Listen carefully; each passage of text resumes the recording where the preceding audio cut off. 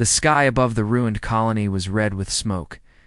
Fire flickered across shattered buildings, and the air smelled of ash and metal. The war between the humans and the Zelaria had left nothing untouched. It was supposed to be a quick invasion, but the humans fought harder than anyone expected. Their weapons were fierce. But what truly made them dangerous was something else, something no alien race could understand. She crawled through the rubble, her body bleeding and weak. Her name was Salvek, a scout of the Zelari Empire. Her mission had been to mark this planet for conquest, but things had gone wrong. Her squad was gone, her dropship destroyed. Human drones had shot them from the sky. She hadn't expected to survive the crash, but when she opened her eyes, she was alone. Now, days later, she was cold, hungry, and hunted. Salvek's skin, smooth and gray-blue, was cut open in several places. Her breathing was slow. Her limbs barely worked. She had almost given up. And then footsteps. She pressed her body into the shadows between broken walls, hoping they wouldn't see her. But the steps came closer. Heavy boots. Strong walk. Human, she held a sharp piece of metal in her hand, ready to fight. Now it was dull, but she would not die without striking. The human came into view. He was tall, covered in dust and armored clothing. A rifle was slung across his back. His face was rough, with a short beard and tired eyes. He looked down at her, his expression unreadable. She expected him to raise the gun, to end her life right there. Instead, he crouched slowly, keeping his hands where she could see them. "You're injured," he said softly. His voice surprised her. It wasn't cold, it wasn't cruel. She hissed and tried to push herself back. Her arm gave out, and she fell. He didn't come closer. "I'm not going to hurt you." She shook her head. "You're human, you're kind. Kills ours on sight." Stayed where he was? Some do. I don't. Salvek couldn't understand. Why wasn't he angry? Why didn't he want revenge? She groaned. "Why are you waiting?" "Kill me." "No." She blinked. He took off his pack and pulled out a water bottle. He set it down and slid it toward her carefully. "You need water and food. I have both if you want them." Salvik stared. Could be a trick, maybe poisoned, be a trap. But her thirst was stronger than her fear. She reached for the bottle. Her hand shook. She brought it to her lips and drank. It was clean, real. Cold the human nodded once. "My name's Daniel." She didn't answer. He smiled slightly. "You don't have to tell me yours." There was silence between them. The city burned quietly in the distance. Salvek looked at him again. "Why are you helping me?" Daniel leaned against a broken wall. "Because you're hurt, and you're alone. Same as me. We're enemies were," he said. "Don't think anyone's winning this war anymore." He offered her a food bar next. She sniffed it, then took a small bite. Her stomach ached as it accepted real food for the first time in days. She finally spoke again. "Salvek." Daniel nodded. "Salvechu, Salvek." She almost laughed at that. Nice to meet her? After all the killing? Still, his calm made her feel strange. Not safe, but less afraid. Daniel stood up and looked around. "We need to find shelter. It'll get colder tonight. We won't survive in the open." Salvek narrowed her eyes. "You want me to follow you? You don't have to. I'm just offering. You could drag me by force." He looked hurt by that. "I won't." She didn't understand this man. He's human. But she didn't have many choices. She tried to stand and stumbled. Daniel moved to help her, but stopped when she tensed. "He waited and let me," she whispered. He stepped back. She got to her feet, slowly. Pain shot through her legs. Daniel handed her a piece of cloth to tie around a deep wound. She took it without thanks. Together, they walked through the empty streets, past the burned signs, the broken machines. Salvek leaned on the walls as they moved. Daniel didn't speak unless needed. Finally, they reached a half-buried bunker. Its door was still working. Daniel entered first, made sure it was clear, then waved her in. Inside, it was dark, but dry. Old supplies remained. Enough to survive a few days. Salvik sat down heavily against the wall. Her chest rose and fell as she breathed hard. Daniel set a light down and gave her a blanket. Rest. I'll keep watch. She looked at him, unsure. You really mean it? You won't harm me? He nodded. Never. She closed her eyes. Just for a moment, and for the first time since the war began, she didn't feel like prey. When Salvik woke, the bunker was quiet. A dim light glowed in the corner. She blinked slowly, unsure where she was for a moment. Then it came back to her, the crash, the pain, and the human named Daniel. She turned her head. A door, his rifle across his lap, eyes open but calm. You slept for 10 hours, he said without turning. No one came. Salvik sat up. Her side still hurt, but it wasn't as bad as before. She noticed a new bandage on her arm. She looked at Daniel. You touched me. He looked over, his voice gentle, only to stop the bleeding. Know what to say to that? Back in the Empire, they were taught humans were brutal, cruel, no mercy. But this man had fed her, helped her, and now kept her safe while she slept. He stood and stretched. You're still weak. Eat something. There's more food. She didn't ask if it was poisoned. She took the food and ate in silence. It was tasteless, but warm. Spit warm. After they finished, Daniel began to check the bunker's systems. Some lights flickered on. Air filters still worked. The place had been built long ago, maybe for a war that never came. Now, it was their shelter. How long will we stay here? She asked. Daniel glanced at her. Till you're strong enough. To move? Then we'll head west. There's a safe zone. Salvik frowned. A human zone? He nodded. But they won't shoot you, not if I explain. She raised an eyebrow. You're sure? He smiled. Not really, but I'll protect you. His words sounded strange in her ears. Protect her. She didn't trust it yet. She didn't feel fear. As hours passed, they talked more. Small things at first.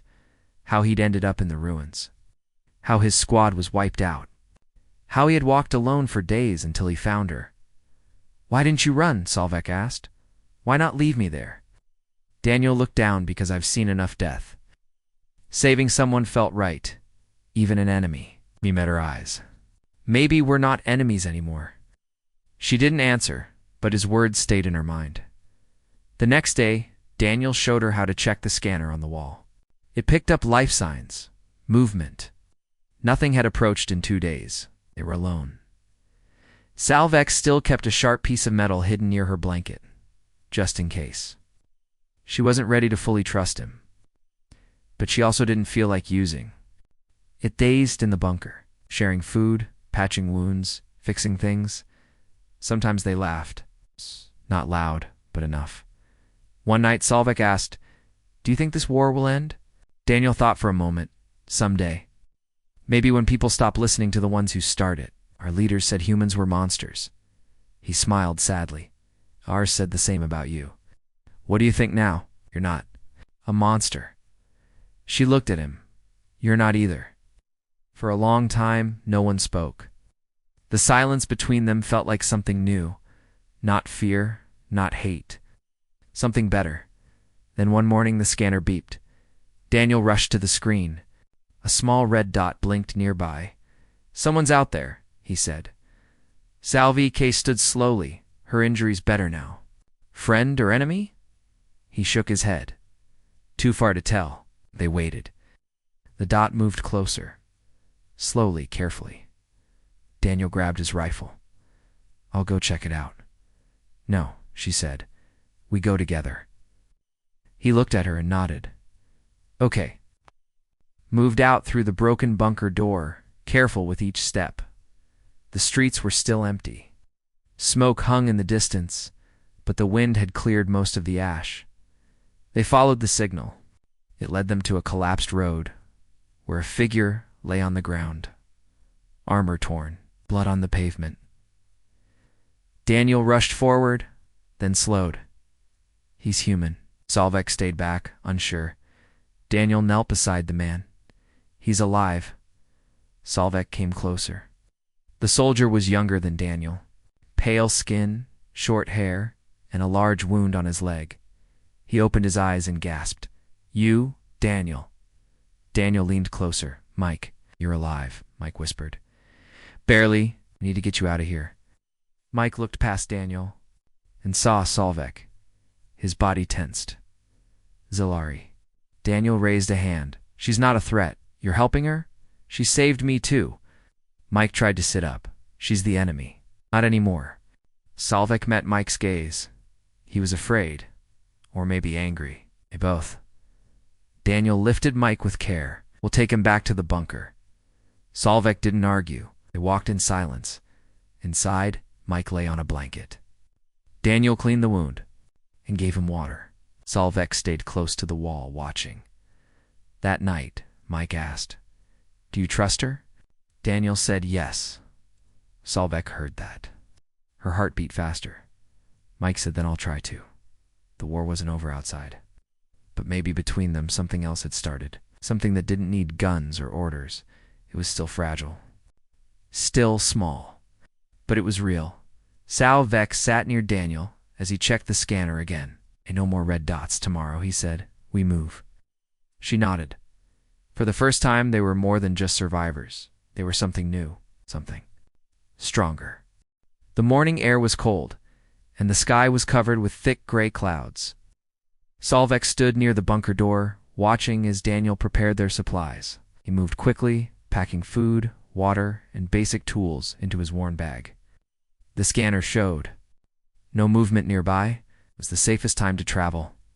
Mike sat near the wall, leaning against a support beam. His leg was wrapped tightly, and though he still looked tired, he had some color back in his face. Solvek walked over and handed him a small energy bar. Mike took it with a nod. He didn't smile, but he didn't refuse either. It was a start. "How far is the safe zone?" she asked. Daniel checked a small map on his wrist device. "If we avoid open roads and move fast, maybe 2 days, maybe 3. Solvek looked at Mike's leg. "He won't move fast, and we go slow," Daniel said. "But we go together." They left the bunker behind. The streets were cracked and filled with ash. Old signs swayed in the wind. Once these roads were full of life, now they were only shadows of the past. Solvek walked ahead, scanning the way.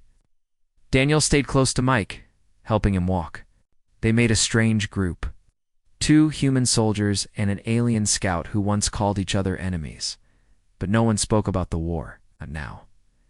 As they moved through the ruins, they found signs of old battles-burned vehicles, fallen drones, pieces of armor, and scattered belongings. Sometimes they saw the shapes of those who had not made it. Daniel would lower his head.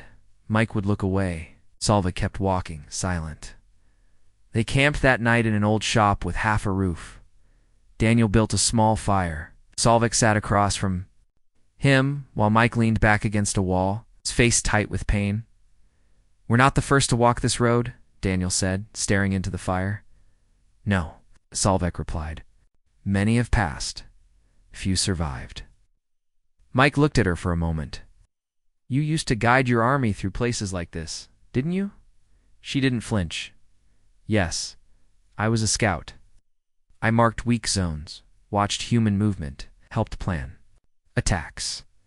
And now you're helping us." "Now I'm surviving," she said simply. Daniel passed her a warm drink. "You've done more than that?" Double quotes. Sal-V-E-K took it. Maybe, maybe not. They fell into quiet. The fire crackled gently in. The morning, they continued. Solvek noticed something strange. Daniel often walked between her and Mike. Not as a guard, but like a bridge. Whenever tension rose, he said little things, jokes, small stories, or observations that kept the group from falling apart. They passed a crashed ship the second day. Solvek stopped and knelt beside it. "Zilari," she whispered. The wreck was old. Inside, the remains of her kind lay still. Their armor was scorched. Weapons useless. Mike watched from a distance. "Your friends?" one she said softly. "They never had a chance." Daniel placed a hand on her shoulder. She didn't pull away. "Let's bury them," he said. They did. All three of them. Without words, after the burial, they didn't speak for hours.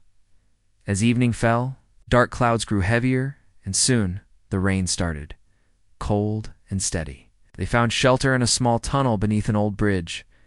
They sat close together, trying to stay warm. Mike looked at Solvek. "Hated your kind." Solvek didn't respond right away. "I still might," he added. She met his eyes. "I understand, but you saved Daniel. You kept watch while he slept. You didn't run. That counts for something." Salvik's voice was quiet. "I hated. You're kind too. But now I don't know what to think." Daniel chuckled softly. "Maybe that's how peace starts." Mike raised an eyebrow. "Peace? Seriously?" Daniel shrugged. "We're not killing each other. That's a good beginning." Solvek leaned back against the wall. Her body ached, but not like before. This ache was deeper. Something inside her had changed. The next day they moved again. This time Solvek helped carry Mike's bag. He didn't ask. She just did it. They crossed a wide field. The trees were black from fire, and the ground soft with ash. In the distance, a tall tower rose into the sky. Old human tech, still blinking weak lights. Daniel smiled. "We're close. That tower marks the edge of the safe zone." Solvek narrowed her eyes. "Will they accept us?" He looked at her. "They'll accept you if I speak for you," Mike added. "And if they don't, they'll have to deal with us." Solvek gave him a small look. "You'd defend me now?" Mike grinned a little. "Let's not push it." That night, they camped. Beneath the tower, the stars broke through the clouds. The fire was warm, and for the first time they laughed. Solvek looked up. "Your sky is beautiful." Daniel nodded. "She'd see it from space. It's even better, maybe one day," she said. "If they let me leave, they might," he said. "But you won't be alone. Not anymore." She stared at the fire. For the first time, she believed him. The sun rose behind gray clouds, and soft golden light touched the broken land. Lovik woke to the sound of Daniel packing his bag. She sat up slowly, stretching her arms and blinking the sleep from her eyes. Mike was already awake, leaning against a tree trunk. His legs still hurt, but he could walk better now. The three of them had formed a rhythm. They didn't speak much in the mornings, but the silence between them no longer felt heavy. It felt like trust. Daniel looked at the tower ahead, or close, just over that hill. Solvek stood and followed his gaze. She felt a strange feeling in her chest. Part fear, part hope. It's the human safe zone. They were almost there. But what would happen when they arrived? Mike looked at her, nervous. Solvek didn't hide it. "Yes, your people don't know me. They'll listen to Daniel. And if they don't..." Mike gave her a serious look. "Then they'll have to listen to me too." Daniel smiled. "We'll figure it out. Let's move." They walked up the hill together. The wind was strong, and the tall grass swayed around them.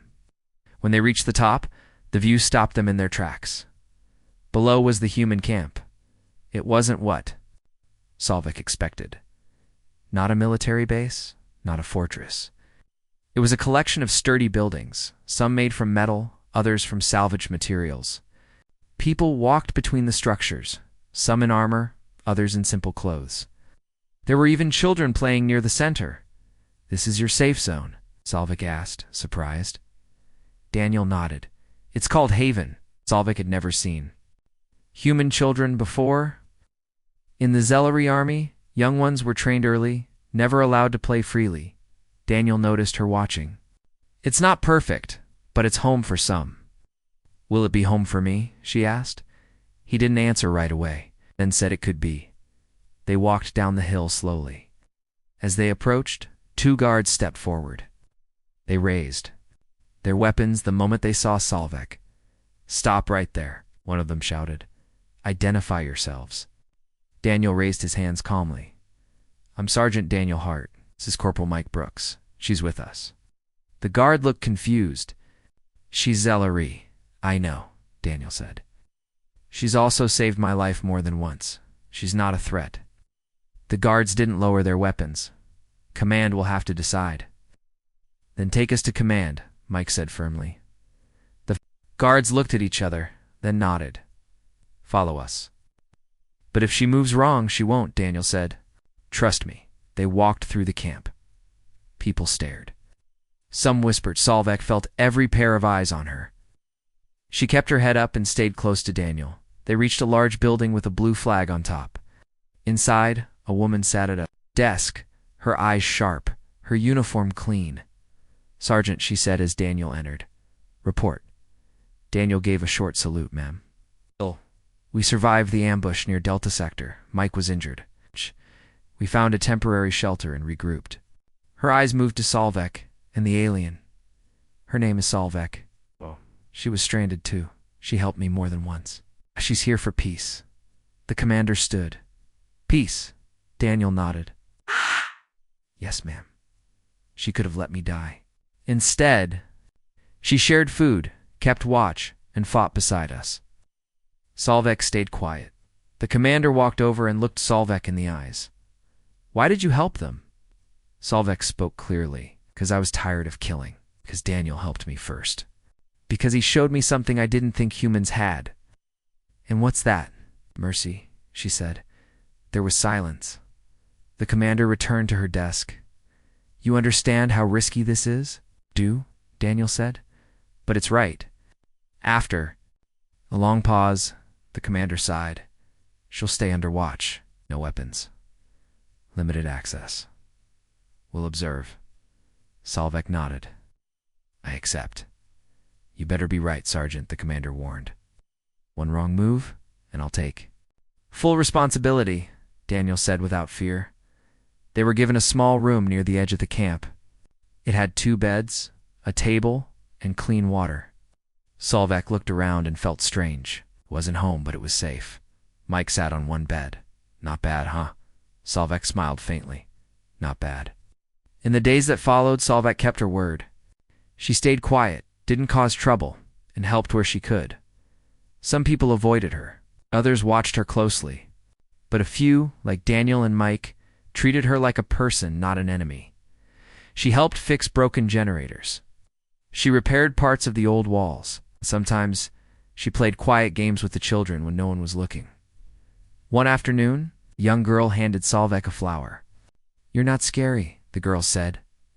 Solveig held the flower gently. Thank you.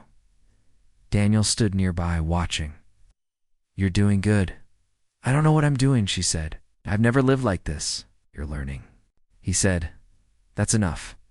But not everyone agreed.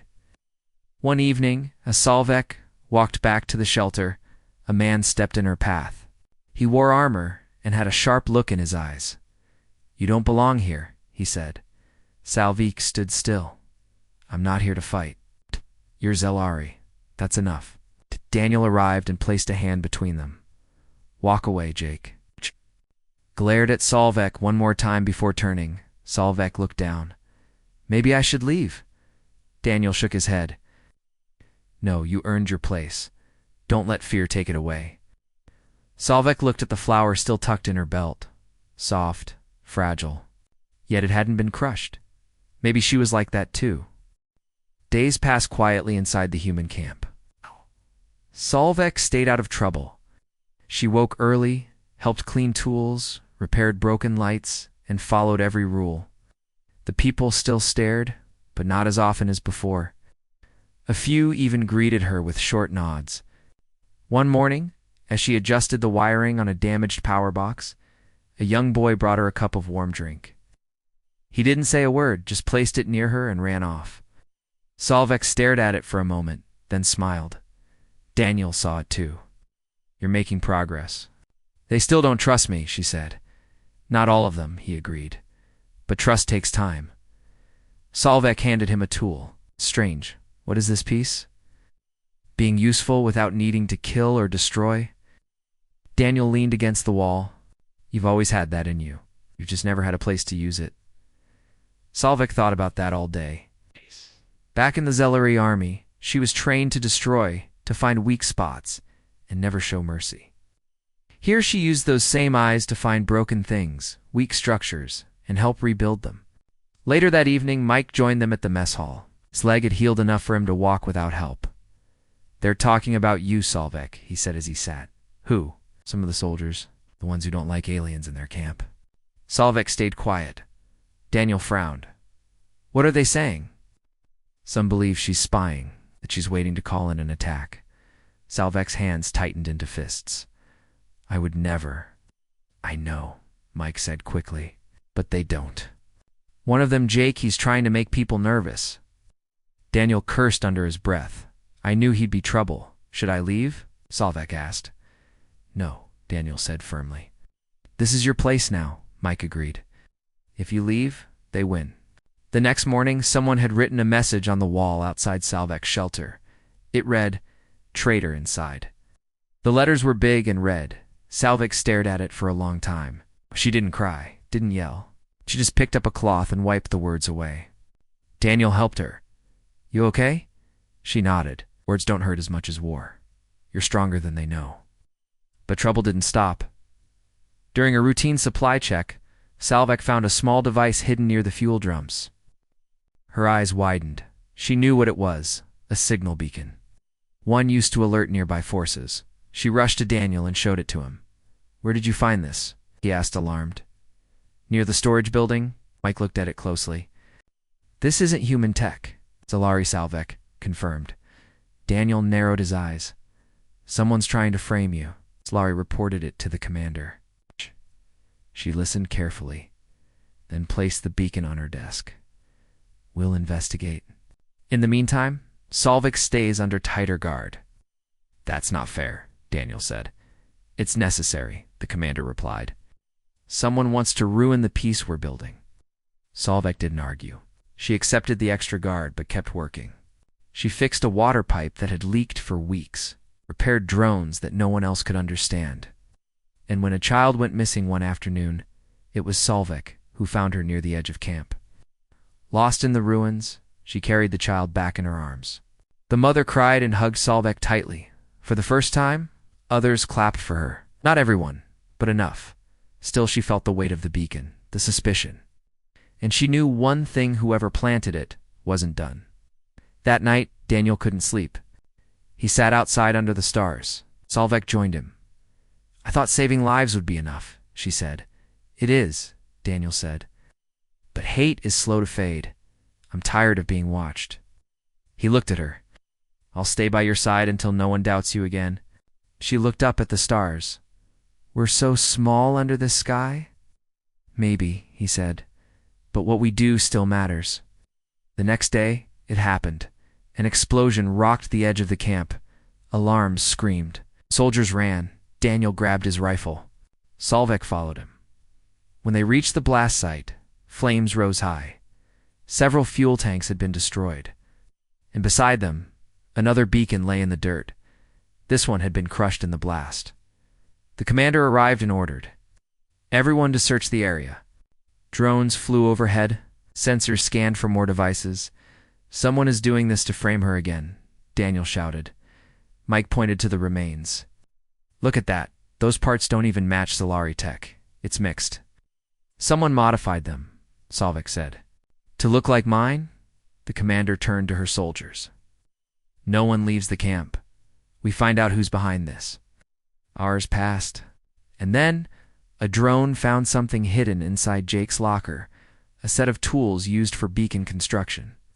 They brought him in, furious and shouting.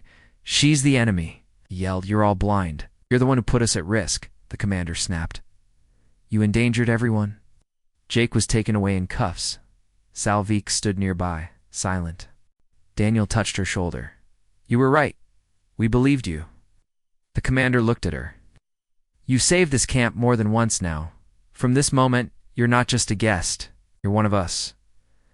Double quotes. Salvek lowered her head. Thank you. She finally felt it, not just safety, but belonging. And for the first time, Solvek believed peace wasn't just a dream. Solvek stood near the camp gate, staring at the sky. The wind was soft that morning, and the clouds above moved slowly. The air smelled clean for once. No smoke, no fire. It was peaceful, but something in her chest still felt heavy. Since Jake had been arrested, the camp had calmed down. People no longer whispered behind her back. No more angry looks. No more threats. Instead, they offered small smiles. A wave, even a thank you. Daniel walked up beside her. They like you now. Some do, she replied quietly. You earned it. She turned to look at him. You believed in me before they did. I always will, a voice called out from behind. This was the commander, Solvek. I need to speak with you. She followed the commander into her office. The room was simple maps, a small table, a screen showing camp activity. The commander looked serious. We received a transmission this morning, she began. From a Zellery ship. Solvek stiffened. What did they say? They claim to be searching for survivors. They sent your name. They're asking for your location. Solvek's heart raced. How did they find me? They must have picked up the old signal beacon, though you had nothing to do with it. Solvek nodded slowly. The commander leaned forward. They want to meet. They say they won't attack if we hand you over. And if you refuse? Solvek asked. They haven't said. But you know your people. What do you think? Didn't answer. She already knew. The Zellery didn't forgive. To them, she was a traitor now. Helping humans was the same as betrayal. You're not a prisoner here, the commander said. But I need to ask, what should we do? Solvek stood in silence for a long time. Finally, she spoke. I'll talk to them. Alone. Yes. The commander raised an eyebrow. You're sure? Solvek nodded. If they think they still control me, they're wrong. Daniel and Mike were both angry when they heard the plan. They could kill you, Mike said. They won't, Solvek replied. You don't know that, Daniel said. His voice sharp, she placed a hand on his shoulder. I have to face them. It's the only way to end this. Daniel looked into her eyes and slowly nodded. Then we'll be close. Just in case. The meeting place was set just outside the camp, an open field with no cover. Ship landed slowly, its engines making the ground shake. The door opened, and 3 Zellery stepped out, tall, armored faces hidden behind metal masks. Solvek walked forward alone, head high. The leader spoke first. Solvek, you are alive. Yes, she said calmly. You were ordered to scout. Instead, you helped the enemy. I survived. I made choices. You turned your back on the Empire. Solvek didn't flinch. I turned my back on hate. You will come with us. You'll answer to high command. No, she said. I won't. The Zellery stepped closer. Then you will die here. Daniel's voice shouted from the side. Step away. Human soldiers appeared from the trees, weapons aimed. The Zellery looked around. You called them? I didn't have to, Solvek said. They came because they care. The Zellery leader raised a hand. Yes. The others stopped. You think they will protect you forever? Solvek stood strong. I don't need protection. I have a choice now. You will regret this, the leader growled. They turned and returned to their ship. Within minutes, it lifted into the sky and disappeared. Back at camp, the commander debriefed them. They didn't attack. That's a good sign. Daniel looked at Solvek. You were brave. I was tired of running, she replied. Mike added. You just showed the whole galaxy what strength really is. The next few days passed quietly. No sign of the Zellery, no threats. Life at the camp returned to normal, but something had changed, eh? This message came from another human base, this time a request. They wanted Solvek to speak, to tell her story, to explain how peace was possible. Solvek wasn't sure at first. Me. Speak to strangers. Yes, Daniel said. You showed us something powerful. Now show them, she agreed. They traveled to the base by transport. It was bigger, filled with officers, soldiers, even diplomats. Solvek stood on a small stage while cameras recorded. She looked at the crowd, human and alien alike, and she spoke. I was a soldier, a scout. I followed orders. I believed humans were monsters, until one saved me. She paused. He didn't raise a weapon. He gave me food, water, safety. And slowly I learned, kindness is stronger than fear. Trust is harder than war. But it lasts longer. Many in the crowd were silent. Some nodded. Others clapped. Later, a human diplomat approached. "We need more voices like yours," Solvik said. "I'm not special. You are to those who listened." Back at Haven, she returned to her work. Fixing, building, helping. Not as a guest. Not as a spy. But as one of them. That evening, she sat with Daniel and Mike near the fire. "You think peace will last?" she asked. "Maybe not forever," Daniel said. "But we'll keep trying." "You?" she asked Mike. He grinned. "I never thought I'd sit by a Zellery and feel safe. But here we are." Solvik looked at the flames. Warm. Steady. She whispered, "I never thought I'd feel like I belonged." Daniel smiled at her. "I do now." And in that quiet moment, with stars above and peace below, Solvik finally believed it.